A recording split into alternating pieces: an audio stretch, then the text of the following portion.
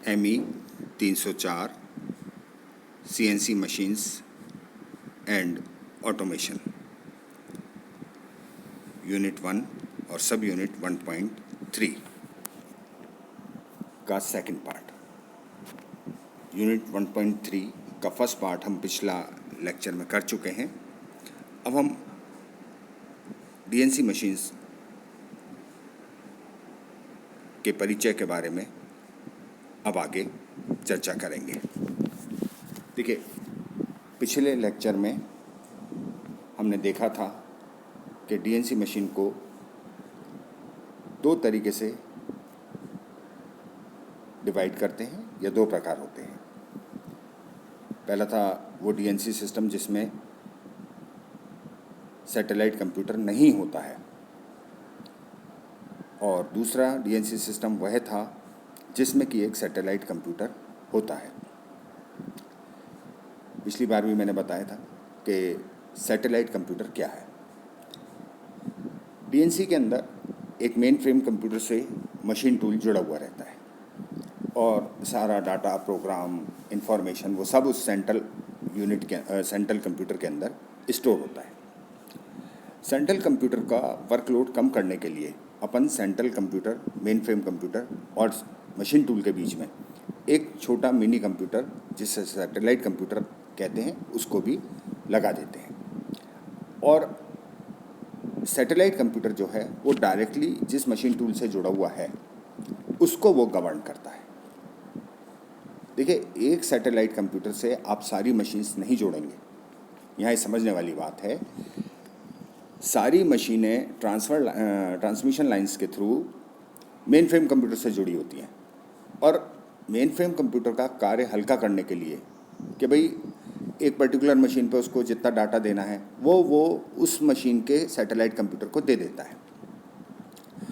तो मुख्यतः ये रहता है कि या तो अगर अपना नंबर ऑफ प्रोसेस ऑपरेशंस बहुत ज़्यादा हैं, मशीन का उस पर्टिकुलर मशीन टूल का वर्कलोड बहुत ज़्यादा है, तो हर मशीन टूल के लिए एक सैटेलाइट कंप्यूटर लगा दिया जाता है, या जनरली दो मशीन के ऊपर एक सैटेलाइट कंप्यूटर अपन लगा देते हैं, प्रोवाइड कर देते हैं। लेकिन जो सैटेलाइट कंप्यूटर है वो मेन फ्रेम कंप्यूटर के अंडर ही काम करता है, यानी जो भी डाटा वो लेता है अपने में स्टोर करता है सैटेलाइट कंप्यूटर, वो मेन फ्रेम कंप्यूटर से लेके स्टोर करता है। और यहाँ समझने वाली बात यह है कि वो जो सैटेलाइट कंप्यूटर जिस मशीन से जुड़ा है, एक से या दो से, तो वो मेन फ्रेम कंप्यूटर से केवल वो अपनी एक या दो मशीन का ही डाटा, इंफॉर्मेशन, प्रोग्राम वो लेके स्टोर करके रखता है। बाकी जिस मशीन से वो सैटेलाइट कंप्यूटर नहीं जुड़ा हुआ है उसका कोई भी डाटा उस सैटेलाइट कंप्यूटर में स्टोर नहीं होगा, कोई पार्ट प्रोग्रामिंग उसकी वहाँ पे स्टोर नहीं होगी। वो केवल उसी से मतलब रखता है, उसी मशीन से मतलब रखता है जिससे सैटेलाइट कंप्यूटर जुड़ा हुआ है। तो इसमें मेन कंप्यूटर जो है एक सैटेलाइट कंप्यूटर के द्वारा मशीनों से जुड़ा होता है।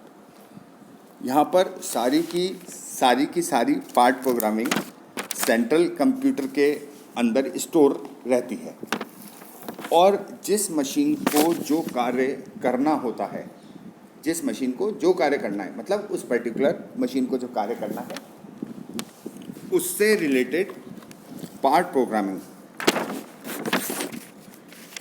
उस मशीन के सैटेलाइट कंप्यूटर को मेन फ्रेम कंप्यूटर द्वारा प्रोवाइड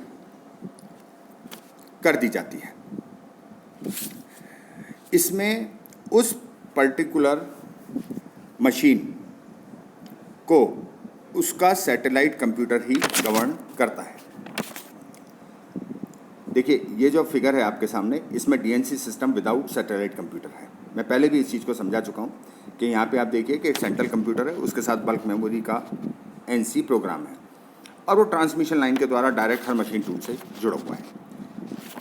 जब अपन DNC system with satellite computer, जो कि आप स्लाइड देख रहे हैं, ये सिस्टम अगर अपन देखते हैं तो यहाँ पे आप देखिए कि सेंट्रल कंप्यूटर है और उसकी बल्क मेमोरी में है जहाँ पे सारे पार्ट प्रोग्रामिंग और डाटा स्टोर है हर मशीन के लिए। ट्रांसमिशन के लाइन के द्वारा वो हर मशीन के सैटेलाइट कंप्यूटर से जुड़ी हुई हैं। तो यहाँ पे आप देखिए कि यहाँ पे जो अपने पास पहली दो मशीन हैं उनके लिए एक सैटेलाइट कंप्यूटर है और उसका अपना मेमोरी बफर है। मेमोरी बफर मतलब इन दो मशीन से रिलेटेड जो भी डाटा इन्फॉर्मेशन पार्ट प्रोग्रामिंग चाहिए उस सैटेलाइट कंप्यूटर को, वो इन दो मशीन से रिलेटेड ही इस सैटेलाइट कंप्यूटर की मेमोरी बफर में स्टोर होगी। इसके बाद आप देखिए कि अगली तीन मशीनों के लिए एक सैटेलाइट कंप्यूटर लगा रखा है अपन ने और उसका अपना मेमोरी बफर है। तो यहाँ पे क्या होगा कि जो ये तीन मशीनों से ये सैटेलाइट कंप्यूटर जुड़ा हुआ है, ये मेन फ्रेम कंप्यूटर से जो भी डाटा इन्फॉर्मेशन पार्ट प्रोग्रामिंग लेगा वो केवल इन तीन मशीन से ही रिलेटेड रहेगी। समझ रहे हैं ना आप कि इसको बाकी की जो तीन मशीनें बच गई हैं उससे कोई मतलब नहीं है कि शुरू की दो मशीन या लास्ट की एक मशीन है। वो इन तीन मशीन का जो सैटेलाइट कंप्यूटर है उसको उनके डाटा से इन्फॉर्मेशन से कोई मतलब नहीं है। यह केवल और केवल जिन तीन मशीन से ट्रांसमिशन लाइन के द्वारा जुड़ा हुआ है सैटेलाइट कंप्यूटर, यह केवल उनसे रिलेटेड इन्फॉर्मेशन ही अपने मेमोरी बफर में स्टोर रखेगा। और ये सैटेलाइट कंप्यूटर कहाँ से इन्फॉर्मेशन ले रहा है? मेन प्रोग्राम से, मेन सेंट्रल कंप्यूटर से। आप देखिए main central computer transmission line के द्वारा हर सैटेलाइट कंप्यूटर से जुड़ा हुआ है और जो वो पर्टिकुलर सैटेलाइट कंप्यूटर है वो ट्रांसमिशन लाइन के द्वारा जिस मशीन के ऊपर वो स्थित है या जिस मशीनों के लिए उसको कार्य करना है वो केवल उन्हीं से जुड़ा हुआ है, दूसरी मशीनों से उसको कोई मतलब नहीं है। फिर आप देखिए कि लास्ट में एक मशीन है, उस एक मशीन के लिए एक सैटेलाइट अपन ने माइक्रो कंप्यूटर अलग लगा रखा है और उसका मेमोरी बफर अलग है। तो ये जो लास्ट की जो मशीन है ये इस एक मशीन के ऊपर एक ही सैटेलाइट माइक्रो कंप्यूटर है, तो ये केवल इस मशीन से रिलेटेड से संबंधित डाटा इन्फॉर्मेशन ही अपने अंदर रखता है। इस सिस्टम का फ़ायदा ये होता है, मतलब जब अपन सैटेलाइट मिनी कंप्यूटर को यूज़ कर रहे हैं, इसका फ़ायदा ये होता है कि प्रत्येक मशीन बिना मेन फ्रेम कंप्यूटर को यूज़ में लिए, यानी हर machine directly mainframe computer से नहीं जुड़ी हुई है, हर मशीन अपने सैटेलाइट कंप्यूटर के थ्रू मेन फ्रेम कंप्यूटर से जुड़ी हुई है। तो इससे क्या होता है कि वो जो मेन फ्रेम कंप्यूटर का वर्क है वो पार्टली सैटेलाइट कंप्यूटर ले लेता है और मेन फ्रेम कंप्यूटर का जो वर्कलोड है या उसके ऊपर जो भार है वो कम हो जाता है और जो भी मशीन अपने सैटेलाइट कंप्यूटर से जुड़ी हुई है उसका नियंत्रण उस मशीन का सैटेलाइट कंप्यूटर ही करेगा। यहाँ पे आप देख लीजिए, जैसे पहले दो मशीनें हैं उनका एक सैटेलाइट माइक्रो कंप्यूटर है, तो इन दोनों मशीनों को गवर्न ये सैटेलाइट माइक्रो कंप्यूटर करेगा। आगे की तीन मशीनें हैं, इनके ऊपर एक सैटेलाइट माइक्रो कंप्यूटर लगा हुआ है, तो इन तीन मशीन का जो गवर्निंग होगी, नियंत्रण होगा, वो ये सैटेलाइट कंप्यूटर करेगा। और लास्ट की एक मशीन जो है इसके लिए अपना एक अलग सैटेलाइट माइक्रो कंप्यूटर है, तो वो इसकी गवर्निंग मशीन की वो इस सैटेलाइट माइक्रो कंप्यूटर से जो होगी। और इन सारे माइक्रो कंप्यूटर्स ये directly central main frame computer से जुड़े हुए हैं, तो उससे रिलेटेड इनको जो भी डाटा चाहिए सैटेलाइट कंप्यूटर्स को, ये अपने हिसाब से मेन फ्रेम कंप्यूटर से लेते रहते हैं या उससे इंटरेक्ट करते रहते हैं। तो यहाँ पे इससे ये बहुत बड़ा फ़ायदा हो जाता है कि मेन फ्रेम कंप्यूटर को यूज़ में लिए बिना ही सैटेलाइट कंप्यूटर अपने से जुड़ी हुई मशीनों को नियंत्रित करते हैं और उस पर कार्य करते हैं। अब आप फंक्शंस ऑफ डीएनसी, यानी डीएनसी के मशीन के क्या क्या फंक्शन होते हैं। डीएनसी मशीन्स को इस तरीके से डिज़ाइन किया गया है, सिस्टम को बनाया गया है कि पहला तो है एनसी विदाउट पंच टेप्स, मतलब इसमें जो भी पार्ट प्रोग्रामिंग है उसमें पंच टेप का कोई यूज़ नहीं होता है। मैंने पहले भी बताया है कि अपन जो भी पार्ट प्रोग्रामिंग कर रहे हैं वो डायरेक्ट कंप्यूटर की मेमोरी या बफर स्टोरेज में स्टोर है। पार्ट प्रोग्रामिंग के अलावा और जो भी इंफॉर्मेशन डाटा चाहिए आपको वो सारा मेन फ्रेम कंप्यूटर या सैटेलाइट कंप्यूटर में स्टोर रहता है और इसमें कोई punch tape, magnetic tape, punch card, इनकी कोई आवश्यकता नहीं होती है। दूसरा जो फंक्शन है कि पार्ट प्रोग्रामिंग, जब आप पंच टेप यूज़ नहीं ले रहे हैं, कोई पेपर टेप आप यूज़ नहीं ले रहे हैं, मैग्नेटिक टेप आपके पास नहीं है, तो फिर ये पार्ट प्रोग्रामिंग कहाँ स्टोर हो रही है, कैसे कार्य कर रही है? तो ये जो पार्ट प्रोग्रामिंग होती है ये कंप्यूटर मेमोरी में स्टोर रहती है और जब जिस पार्ट को बनाना होता है उससे संबंधित पार्ट प्रोग्रामिंग, डाटा, इंफॉर्मेशन वो कंप्यूटर मशीन टूल को प्रोवाइड करवा देता है और उस डाटा के अनुसार वो मशीन टूल वर्क पीस पे काम करके उस मैन्युफैक्चरिंग प्रोसेस को पूरा करता है। तीसरी चीज़ आती है data collection, processing and reporting. इसमें डाटा कलेक्शन का मतलब जो अपन वर्क पीस बना रहे हैं, जॉब बना रहे हैं, तो उसका डाटा शीट भी पीछे कंप्यूटर में बराबर कंटिन्यूस तैयार होता रहता है। यानी किस वक्त क्या आरपीएम थे स्पिंडल के, डेप्थ ऑफ कट कितनी दी गई, फीड रेट आपने क्या लगा रखी थी, कूलेंट ऑन था या ऑफ था, या कौन सा टूल आप काम में ले रहे थे। तो ये सारा डाटा कलेक्शन प्रत्येक मिनट का, प्रत्येक सेकंड का मशीन का कंप्यूटर में स्टोर होता रहता है। फिर बात आती है प्रोसेसिंग की, यानी जो पार्ट प्रोग्रामिंग की गई है, बनाई गई है और कंप्यूटर की मेमोरी में स्टोर की गई है, उसको प्रोसेस करना।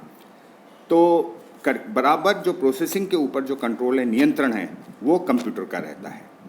अगर सैटेलाइट कंप्यूटर नहीं आप काम में ले रहे हैं, आप विदाउट, आपका सिस्टम ऐसा है, डीएनसी सिस्टम ऐसा है जो विदाउट सैटेलाइट कंप्यूटर कार्य कर रहा है, तो उस वक्त तो सैटेलाइट कंप्यूटर हर एक उससे जुड़ी हुई हर एक मशीन को डायरेक्ट नियंत्रित करेगा। और अगर आप वो डीएनसी सिस्टम काम में ले रहे हैं कि जिसमें सैटेलाइट कंप्यूटर का प्रयोग कर रहे हैं, तो यहाँ पर वो सैटेलाइट कंप्यूटर वो प्रोसेसिंग जो भी होनी है, जो प्रोसेस हो रहा है मैन्युफैक्चरिंग का, उसको पार्ट प्रोग्रामिंग के अनुसार वो उससे जुड़ी हुई मशीनों को नियंत्रित करेगा। फिर होता है कम्युनिकेशन, यानी पूरे सिस्टम का आपस में कंटिन्यूअस कम्युनिकेशन टू वे रहता है। टू वे से मतलब मशीन टूल के सैटेलाइट कंप्यूटर को अगर कोई डाटा चाहिए वो तुरंत मेन फ्रेम कंप्यूटर से ले लेगा। मेन फ्रेम कंप्यूटर को अगर उस सैटेलाइट कंप्यूटर को कोई और एडिशनल डाटा प्रोवाइड करना है या कुछ छोटा सा भाग प्रोवाइड करना है, वो उसको प्रोवाइड कर देगा। इसी तरह से मान लीजिए मशीन टूल को कोई और चीज़ की ज़रूरत पड़ गई, कोई और डाटा इन्फॉर्मेशन चाहिए, वो तुरंत कंप्यूटर से मांग लेगा। तो ये जो इन्फॉर्मेशन का फ्लो है ये टू वे है, यानी डाटा, इन्फॉर्मेशन, सूचनाओं का आदान प्रदान दोनों तरफ से होता है। कंप्यूटर मशीन टूल को भी देता है और मशीन टूल कंप्यूटर से भी इंटरेक्ट करता है। अब वही बात डिपेंड करेगा कि अगर केवल मेन फ्रेम कंप्यूटर है तो मेन फ्रेम कंप्यूटर और मशीन टूल आपस में टू वे इंटरेक्ट करेंगे दोनों तरफ से, और अगर सैटेलाइट कंप्यूटर अगर अपन काम में ले रहे हैं तो सैटेलाइट कंप्यूटर के थ्रू ये दोनों तरफ से सूचनाओं का आदान प्रदान होगा। अब अपन देखते हैं एडवांटेजेस ऑफ डीएनसी सिस्टम, यानी डीएनसी सिस्टम के क्या क्या एडवांटेजेस हैं। पहला है elimination of punch tapes and tape readers, यानी इसमें कोई भी पंच टेप काम में नहीं होगा, और अगर पंच टेप नहीं है तो पंच टेप को रीड करने के लिए जो जो डिवाइसें चाहिए होती हैं वो इसमें कुछ नहीं होंगी। डायरेक्ट कंप्यूटर मेमोरी के अंदर पार्ट प्रोग्रामिंग इंफॉर्मेशन स्टोर रहेगी और वो डायरेक्ट प्रोसेस होगी। दूसरा, convenient storage of NC part programming in computer files. यहाँ पे किसी फिजिकल मोड में, यानी paper tape, magnetic tape, punch card, इसके अंदर पार्ट प्रोग्रामिंग स्टोर नहीं रहती, डायरेक्टली वो कंप्यूटर की मेमोरी में स्टोर है। तो इसका एक फ़ायदा क्या होता है कि जब आप किसी फिजिकल फॉर्म के अंदर अपनी पार्ट प्रोग्रामिंग स्टोर करके रख रहे हैं, पेपर टेप में, मैग्नेटिक टेप में या पंच कार्ड में, अब सपोज़ आपका पेपर टेप कट गया, पंच टेप मुड़ गया, या मैग्नेटिक टेप किसी मैग्नेटिक फील्ड की वजह से करप्ट हो गया, तो आपकी पूरी प्रोग्रामिंग, पार्ट प्रोग्रामिंग बिगड़ जाएगी, ख़राब हो जाएगी, काम करने लायक नहीं रहेगी।